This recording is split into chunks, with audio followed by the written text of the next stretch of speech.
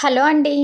పిల్లలైనా, పెద్దలైనా చాలా ఇష్టంగా తినే పాప్‌కార్న్‌ని ఇంకా టేస్టీగా టమాటా పాప్‌కార్న్‌గా ఎలా చేయాలో చూసేద్దాం. ముందుగా ఒక కప్పు పాప్‌కార్న్ గింజలను తీసుకొని పక్కన పెట్టుకోవాలి. తర్వాత స్టవ్ మీద మందంగా ఉన్న గిన్నెను పెట్టుకుని 2 స్పూన్ల ఆయిల్ వేసి వేడెక్కిన తర్వాత పాప్‌కార్న్ గింజలు వేసుకోవాలి. దానిలో పావు టీ స్పూన్ పసుపు, అర టీ స్పూన్ ఉప్పు వేసి మీడియం ఫ్లేమ్‌లో కలుపుకుంటూ వేయించుకోవాలి. గింజలు పాపవడం స్టార్ట్ అయినప్పుడు గిన్నె మీద మూత పెట్టి ఫ్లేమ్‌ని హైలో పెట్టుకోవాలి. పాపవుతున్న సౌండ్ ఆగిపోయినప్పుడు స్టవ్ ఆఫ్ చేసి మూత తీసి చూస్తే పాప్‌కార్న్ రెడీ అయిపోతుంది.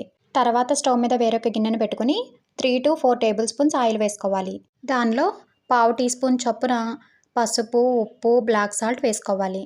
తర్వాత 1 టీ స్పూన్ ధనియాల పొడి, అర టీ స్పూన్ జీలకర్ర పొడి, 1 టీ స్పూన్ గరం మసాలా, అర టీ స్పూన్ కారం వేసి కలుపుకుంటూ 1 నిమిషం వేయించుకోవాలి. తర్వాత తగినంత టమాటో సాస్ వేసుకోవాలి. టమాటో సాస్ అనేది ఎవరి టేస్ట్‌కి తగ్గట్టుగా వాళ్ళు వేసుకోవచ్చు. నేను మీడియంగా వేస్తున్నాను. టమాటో సాస్ వేసిన తర్వాత ఒక్కసారి బాగా కలిపి మసాలాలేమీ మాడకుండా కొంచెం వాటర్ వేసుకొని కలుపుకుంటూ 1 నిమిషం పాటు ఉడికించుకోవాలి. ఈ ప్రాసెస్ మొత్తాన్ని ఫ్లేమ్‌ని మీడియంలో పెట్టుకుని మాత్రమే చేసుకోవాలి.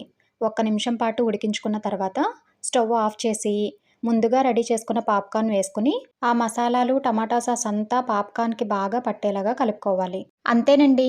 చాలా చాలా టేస్టీగా ఉండే టమాటో పాప్‌కార్న్ రెడీ అయిపోయినట్లే. మీలో ఎంతమందికి పాప్‌కార్న్ అంటే ఇష్టమో కామెంట్‌లో చెప్పండి. వీడియో నచ్చితే లైక్ చేసి మీ ఫ్యామిలీ అండ్ ఫ్రెండ్స్‌కి షేర్ చేయండి. అలాగే కొత్తగా ఎవరైనా మన ఛానల్‌ని చూస్తుంటే సబ్స్క్రైబ్ చేసుకోండి. Thank you.